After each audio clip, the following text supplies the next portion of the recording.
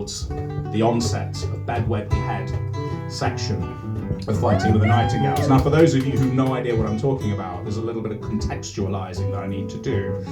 Behead, Behead was a book that I wrote, I think about 8 years ago, and it was the fifth of 5 books I'd written for a publisher who will remain nameless, and it was going to be the one that made my fortune. And it was a historical book of dating profiles, taking people from English history and ranking them into 3s so that you could rate them according to whether you would like to know them biblically, i.e. bed, marry them, i.e. wed, or kill them ritualistically, i.e. behead. And so this book was slated to be released at Christmas, and it was going to make my name. I was going to write for horrible histories and things like that. All those things were going to happen. And then something really rather genuinely unpleasant happened that killed my book. I was an inadvertent victim of the war on terror. I genuinely was. Not to be over melodramatic about it, but basically speaking, ISIS decided that they would, I think they did this deliberately, to behead people on the internet for real.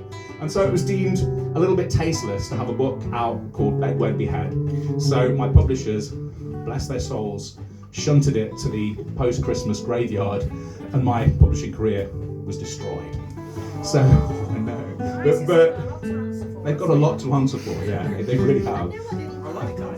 I love that it took that for you not to like them. Yeah. But so what we do is we revive Behead, Behead. We're going to do this in 2 sections. This is the first. We're going to do men. These are sort of random kings of England. And when I say Behead, Behead, just play this in your mind and just rank them according to whether you bed them, wed them, or behead them. So, you know, Behead, Behead number 1, William I, William the Conqueror. Before his great victory at the Battle of Hastings, Norman warlord William the Conqueror was known as William the Bastard. This was entirely due to his dubious parentage rather than any unpleasantness in his personality, though to be fair, that could be quite unpleasant too.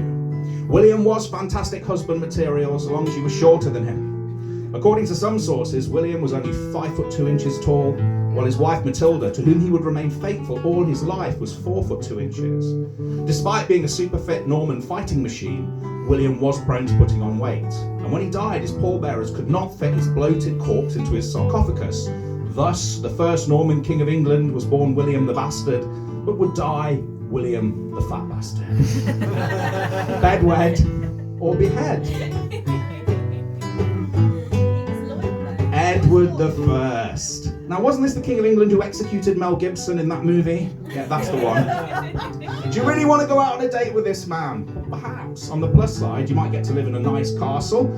Edward loved castles. He built them like they were going out of fashion. Well, that was mainly to subjugate all those rebellious Celts like William Wallace. He'd spend all his time fighting. Actually, despite his warmongering reputation, England under Edward was the most stable it had been for generations. But then again, perhaps that's because if you betrayed him, you'd have your hang drawn and quartered, a form of execution personally invented by Edward to kill Mel Gibson. Bedwed or behead? Charles II. Having fled the country after losing the Third English Civil War and then losing the Second Anglo-Dutch War after he'd been restored to the throne, I think it's safe to say that Charles II was a lover, not a fighter. But ladies, what a lover. His conquests include a couple of duchesses, a viscountess, an actress, a comedian, Cardinal Mazarin's niece, and his own wife's maid of honour. Unsurprisingly, Restoration England was littered with illegitimate blue-blooded sprogs sporting long curly hair and jaunty moustaches. Ironically, Charles never managed to get his own wife pregnant. He was probably too tired. Bedwed or behead?